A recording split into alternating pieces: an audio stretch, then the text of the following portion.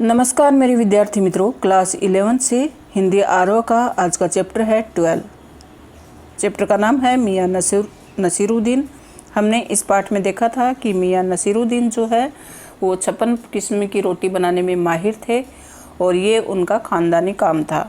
आज इस पाठ के महत्वपूर्ण प्रश्न उत्तर देखेंगे जो कि सभी एग्ज़ाम की दृष्टि से महत्वपूर्ण हैं और पहले भी एग्ज़ाम में आ चुके हैं। उन सभी प्रश्नों को यहाँ शामिल किया गया है और कुछ अन्य प्रश्न भी लिए गए हैं। चलिए शुरू करते हैं। पहला प्रश्न है बच्चों, मियाँ नसीरुद्दीन को नानबाइयों का मसीहा क्यों कहा गया? बहुत ही अच्छा प्रश्न है, हर बार एग्ज़ाम में पूछा जाता है। तो मियाँ नसीरुद्दीन को नानबाइयों का मसीहा कहा गया क्योंकि वे मसीहाई अंदाज में रोटी पकाने की कला का बखान करते हैं। वे स्वयं भी 56 तरह की रोटियां बनाने के लिए प्रसिद्ध है। उनका खानदान वर्षों से इस काम में लगा हुआ है। वे रोटी बनाने को कला मानते हैं और स्वयं को उस्ताद कहते हैं। दूसरा प्रश्न है, लेखिका मियाँ नसीरुद्दीन के पास क्यों गई थी? तो लेखिका इसलिए गई थी क्योंकि वह रोटी बनाने की कारीगरी के बारे में जानकारी हासिल करके दूसरे लोगों को बताना चाहती थी। मियाँ नसीरुद्दीन 56 तरह की रोटियां बनाने के लिए मशहूर थे। वह उनकी इस कारीगरी का रहस्य भी जानना चाहती थी। तीसरा प्रश्न है, बादशाह के नाम पर प्रसंग आते ही लेखिका की बातों में मियाँ नसीरुद्दीन की दिलचस्पी क्यों ख़त्म होने लगी? तो जैसे ही बादशाह का नाम आया वैसे ही लेखिका की बातों में मियाँ नसीरुद्दीन की दिलचस्पी ख़त्म होने लगी। ऐसा क्यों? तो लेखिका ने जब मियाँ नसीरुद्दीन से उनके खानदानी नानबाई होने का रहस्य पूछा तो उसने बताया कि उनके बुजुर्ग बादशाह के लिए भी रोटियां बनाते थे। लेखिका ने उनसे बादशाह का नाम पूछा तो उनकी दिलचस्पी लेखिका की बातों में ख़त्म होने लगी। सच्चाई ये थी कि वे किसी बादशाह का नाम नहीं जानते थे और न ही उनके परिवार का किसी बादशाह से संबंध था।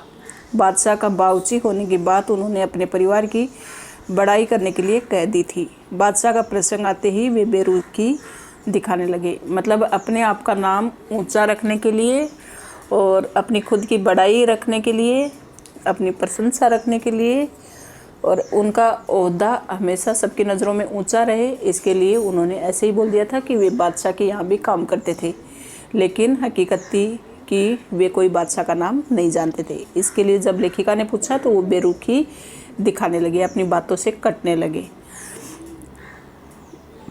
चौथा प्रश्न है, मियाँ नसीरुद्दीन के चेहरे पर किसी दबे हुए अंदर के आसार देख ये मजमून न छेड़ने का फैसला किया।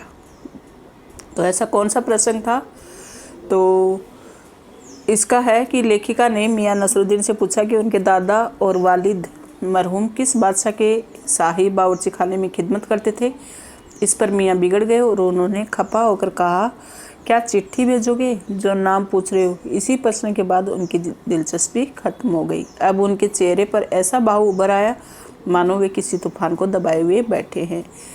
उसके बाद लेखिका के मन में आया कि पूछ लें कि आपके कितने बेटे बेटियां हैं, किंतु लेखिका ने उनकी दशा देखकर प्रश्न नहीं किया। फिर लेखिका ने उनसे जानना चाहा कि कारीगर लोग आपकी शागिर्दी करते हैं। तो मियाँ ने गुस्से में उत्तर दिया कि खाली शागिर्दी ही नहीं, 2 रुपये मन आटा, 4 रुपये मन मैदा के हिसाब से इन्हें मजूरी भी देता हूँ। तो लेखिका द्वारा रोटियों का नाम पूछने पर मियाँ ने पल्ला झाड़ते हुए उसे कुछ रोटियों के नाम गिना दिए।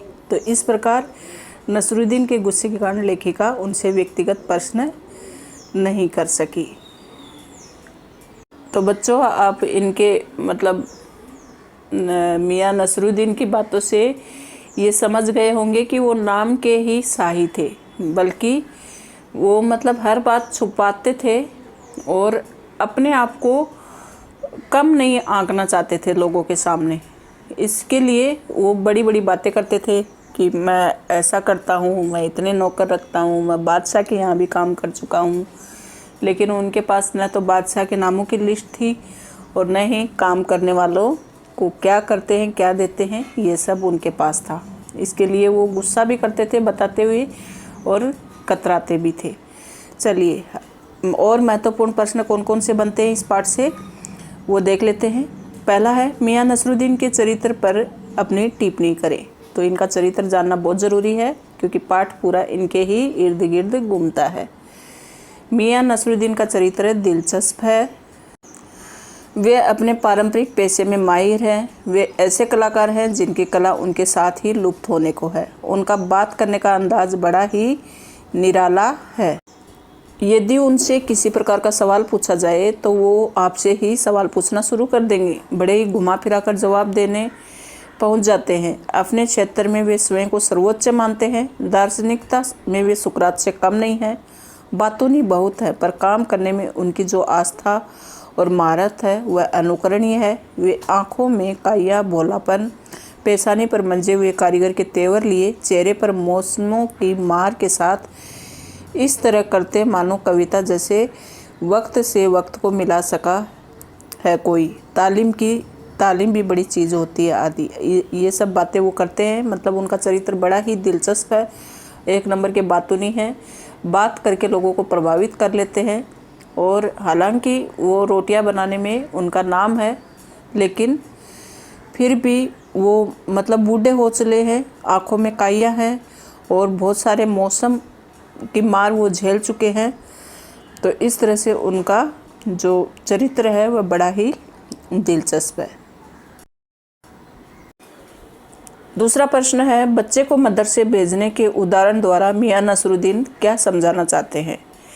तो इसका उत्तर देते हैं कि बच्चे को मदरसे भेजा जाए, वह कच्ची में न बैठे, न पक्की में, न दूसरी में, और जा बैठा सीधा तीसरी में। तो उन 3 क्लासों का क्या हुआ, ये उदाहरण देकर मियाँ ये समझाना चाहते कि उन्होंने भी पहले बर्तन धोना, भट्टी बनाना, भट्टी को आँच देना सीखा था, तभी उन्हें रोटी पकाने का हुनर सिखाया गया। खोमचा लगाए बिना दुकानदारी चलानी नहीं आती। तो कहने का मतलब है कि डायरेक्ट कोई ऊंची जमात में नहीं पहुंचता, पहले ये सब क्रियाओं से गुजरना पड़ता है और तभी जाकर आगे अवसर मिलता है। प्रश्न नंबर 3 है, स्वयं को खानदानी नानबाई साबित करने के लिए मियां नसरुद्दीन ने कौन सा किस्सा सुनाया। तो उन्होंने बताया कि नानबाइयों में वो श्रेष्ठ थे और ये भी फरमाया कि हमारे बुजुर्ग हैं वो बादशाह सलामत के यहाँ काम कर चुके हैं। और ये कहा कि मियाँ नानबाई कोई नई चीज़ खिला सकते हो, तो बोले कि चीज़ ऐसी जो न आग से पके न पानी से बने। बस हमारे बुजुर्गों ने ये ख़ास चीज़ बनाई, बादशाह ने खाई और खूब सराही।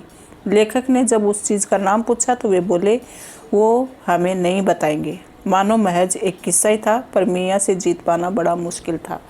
बातों में ही चुप करा दिया लेखक को और नहीं बताया कि ऐसी कौन सी चीज़ थी जो वो बादशाह के लिए बनाते थे।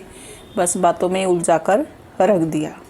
बस ऐसे ही कि अपने आप को सर्वश्रेष्ठ साबित करने के लिए ऐसे ही कह दिया कि हम तो बादशाह के यहाँ भी काम करते थे। बादशाह का नाम पूछे जाने पर मियाँ बिगड़ क्यों गई, ये हम पहले ही देख चुके हैं। मियाँ नसरुद्दीन के चेहरे पर दबे हुए अंधड़ के आसार से क्या तात्पर्य है। तो मियाँ नसरुद्दीन लेखक के सवालों से बहुत खींच चुके थे, पर उन्होंने अपनी खींच किसी तरह दबा रखी थी। यदि कोई गंभीर सवाल उन पर दागा जाए तो वे बिफर पड़ेंगे। ऐसा सोचकर ही लेखक ने उनसे उनके बेटे बेटियों के विषय में कोई सवाल नहीं पूछा। केवल इतना ही पूछा कि क्या वे कारीगर लोग को आपकी शागिर्दी, जो ये कारीगर हैं वो आपकी शागिर्दी करते हैं, क्योंकि इस सवाल से तूफान की आशंका नहीं थी। तो मतलब और दूसरी बातें पूछते तो बिगड़ जाते मियाँ नसरुद्दीन, इसलिए सीधा सा सवाल ही पूछा कि जो कारीगर आपके यहाँ काम करते हैं वो क्या आपकी शागिर्दी करते हैं, मतलब खातिरदारी करते हैं, क्योंकि ऐसा सवाल करने से मियाँ नसरुद्दीन शायद बिगड़ते नहीं थे। प्रश्न नंबर 6 है, पाठ के अंत में मियाँ अपना दर्द कैसे व्यक्त करते हैं। तो मियाँ बताते हैं कि उतर गए वे ज़माने और गए वे कदरदान जो पकाने खाने की कदर करना जानते थे। मियाँ अब क्या रखा है, निकाली तंदूर से निगली और हजम। मियाँ नसरुद्दीन के इस कथन में गुम होती कला की इज्जत का दर्द बोल रहा है। मतलब वो कहना चाहते हैं कि उस समय मतलब जो लोग खाने और पकाने दोनों की इज्जत किया करते थे, और आजकल तो सिर्फ तंदूर से निकालो, खा लो और हजम कर लो, बस इतना ही रह गया है। कला मतलब गुम होती जा रही है। तो यह दर्द मियाँ नसरुद्दीन के दिल में छुपा हुआ है। वर्तमान युग में कला के पारखी और सराहने वाले नहीं हैं। बागदौड़ में न तो कोई ठीक से पकाता है, और यदि कोई अच्छी रोटी पका कर दे भी दे तो खाने वाले यूं ही दौड़ते भागते खा लेते हैं। कला की इज्जत कोई नहीं करता। तो ये सही बात है कि आज के युग में कला की इज्जत नहीं होती है। मियां नसरुद्दीन का पत्रकारों के प्रति कैसा रवैया था, मतलब उनका नज़रिया कैसा था पत्रकारों के लिए, वो क्या कहते थे। उनका कहना था कि अखबार पढ़ने और छापने वाले दोनों ही बेकार होते हैं। आज पत्रकारिता एक व्यवसाय है जो नई से नई खबर, बढ़िया से बढ़िया खबर को मसाला लगाकर पेश करते हैं। और ये बात सही है बच्चों, आज जो भी खबर होती है उसको 30% को 60% करके दिखाया जाता है, मतलब उसमें मिर्च मसाला लगाकर। और क्योंकि ये एक तरह से व्यवसाय है, लोगों की जॉब है, और इसलिए आप देखते हो ना कि कोई भी एक घटना होती है तो उसके लिए कैमरा लेकर लोग कैसे भागदौड़ करते हैं कि सबसे पहले हम ये खबर लोगों तक पहुंचाएं। जितनी ज़्यादा खबर पहुंचाएंगे उनको उतना ही ज़्यादा पैसा मिलेगा। इसके लिए जहाँ भी कोई घटना घटित होती है लोग तुरंत भाग कर, जो इस व्यवसाय से जुड़े रहते हैं पत्रकार वगैरह, वो वहाँ तुरंत पहुँच जाते हैं और छोटी सी चीज़ को बहुत बड़ी बढ़ा चढ़ाकर बताते हैं ताकि लोग आकर्षित हों, उनकी खबर सुने और उनको अधिक से अधिक पैसा मिले। तो मियां नसरुद्दीन भी यही कहते हैं कि पत्रकार लोग जो होते हैं ना वो मतलब निठल्ले होते हैं और कभी कभी तो खबरों को धमाकेदार बनाने के लिए तोड़ मरोड़ डालते हैं। मियां की नज़र में काम करना अखबार पढ़ने से कहीं अधिक अच्छा काम है। बेमतलब के लिखना, छापना और पढ़ना उनकी नज़र में निहायत निकम्मापन है, इसलिए उन्हें अखबार वालों से परहेज है। तो मियां नसरुद्दीन शब्द चित्र का प्रतिपाद्य स्पष्ट कीजिए। अच्छा प्रश्न है कि मियां नसरुद्दीन शब्द यहाँ जो लिया गया है इसका उद्देश्य क्या है। तो इस अध्याय में लेखिका ने खानदानी नानबाई मियां नसरुद्दीन के व्यक्तित्व, रुचियाँ और स्वभाव का वर्णन किया और बताया कि मियां नसरुद्दीन नानबाई का अपना काम अत्यंत ईमानदारी और मेहनत से करते थे। ये कला उन्होंने अपने पिता से सीखी। वे अपने इस कार्य को किसी भी कार्य से हीन नहीं मानते थे। उन्हें अपने खानदानी व्यवसाय पर गर्व है। वे 56 तरह की रोटियां बना सकते हैं। वे काम करने में विश्वास रखते हैं। लेखिका का संदेश यही है कि हर काम को गंभीरता व मेहनत से करना चाहिए। कोई भी व्यवसाय छोटा या बड़ा नहीं होता। तो मियां नसरुद्दीन मतलब अपना जो उसके पुरखों का जो काम था उस पर उनको गर्व था और उसको वो वैसा ही बनाए रखना चाहते थे। लेकिन समाज में अब उस काम की कोई इज्जत नहीं थी, लेकिन फिर भी वो दिल से स्वीकार नहीं कर पाते थे। अपने आप की प्रतिष्ठा ऊंची ही बनाए रखना चाहते थे और लोगों को ये कहते थे कि हम बादशाह के यहाँ भी काम कर चुके हैं। तो इस का प्रतिपाद्य यही है कि हर काम को गंभीरता व मेहनत से करना चाहिए। कोई भी व्यवसाय छोटा या बड़ा नहीं होता और अपने खानदानी व्यवसाय पर हमेशा गर्व रहना चाहिए। Thank you students. आज के प्रश्न आपको बहुत अच्छे लगे होंगे, उत्तर इनके समझ में आ गए होंगे और अगर वीडियो अच्छा लगा तो लाइक कीजिएगा, शेयर कीजिए।